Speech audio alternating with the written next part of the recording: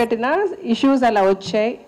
సరే అయిపోయింది, ఒకళ్ళు ఏం జరిగింది అనేది మర్చిపోదాము, వాళ్ళు ఏం చేశారు మనం ఏం చేసాం అన్నది వద్దు, బయట వాళ్ళకి తెలియదు మనం ఏమి ఫేస్ చేసామో అని మ్యాక్సిమం అందరికి ఎక్స్ప్లెయిన్ చేసుకుంటూ నడిపించుకొచ్చాము ఎలక్షన్స్ ఎంత కరెక్ట్గా ఎంత బాగా జరిగాయి. అందరూ అంటే ఈ ఎలక్షన్లో ఈవెన్ కౌంటింగ్ కూడా యూట్యూబ్లో మొత్తం పెట్టేశారు.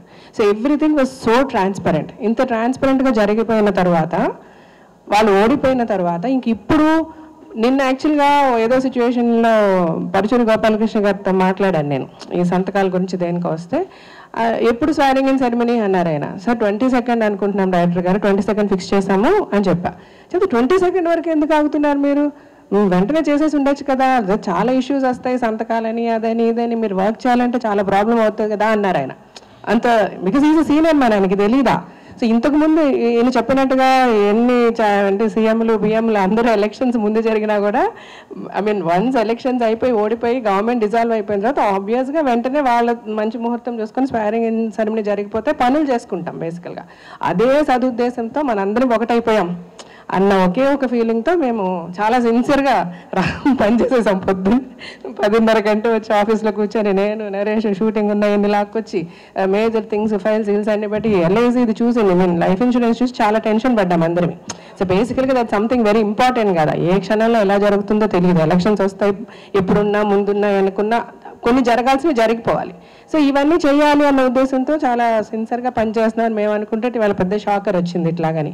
అంటే జెన్యున్గా ఎలా అనిపించింది, ఏదో చిన్న పిల్లలు మనం పంతం బట్టి ఇలా చేయకూడదు అని లాగుతున్నట్టు అనిపించింది. అసలు ఎందుకు అలాగా, అసలు నాకు ఇది వద్దే వద్దు, నేను అరుణాచలం వెళ్ళిపోదాం అనుకున్నాను, నన్ను అందరూ బలవంతం చేసి పెట్టి కూర్చోబెట్టి లాగారు దీనికి ఆయన.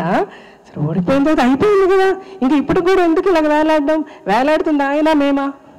నాకైతే నిజంగా చాలా చాలా షాకింగ్గా అనిపించింది. ఇదే కాకుండా నేను ఒక నాగబాబు గారితో సహా ది ఫస్ట్ టైము ఇలాంటి ఒక కీ పోస్ట్కి ధైర్యంగా ఒక లేడీ వచ్చి నిలబడి చేయడం నాకు చాలా నచ్చిందమ్మా అని అందరూ అన్నారు. సోకాల్ ఇప్పుడు ఈ అబ్జెక్షన్స్ రేస్ చేసే వాళ్ళు కూడా చెల్లెమ్మ బావా అని మాట్లాడుతూ ఉన్నారు.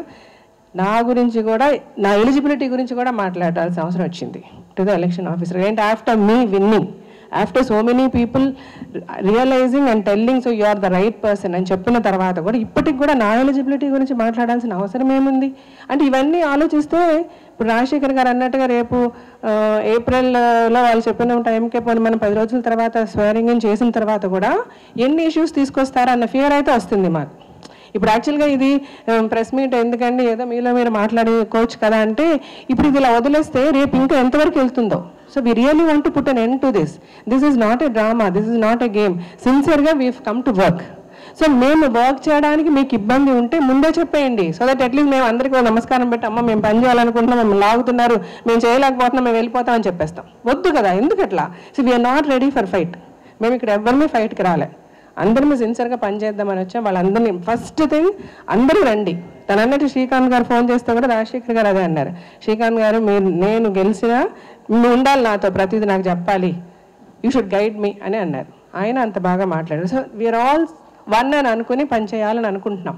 ఆ ఉద్దేశం లేకపోతే ఇప్పటికీ నా హంబుల్ రిక్వెస్ట్ ఏంటంటే ప్లీజ్ చెప్పేయండి, మాకు ఆ ఉద్దేశం లేదు, మేము మిమ్మల్ని ట్రబుల్ చేయాలని డిసైడ్ చేశామంటే మనకి ట్రబుల్ వద్దు. ఎందుకంటే జెన్యున్గా అందరమే మాకి మంచి జరగాలని ఆలోచిస్తున్నాం.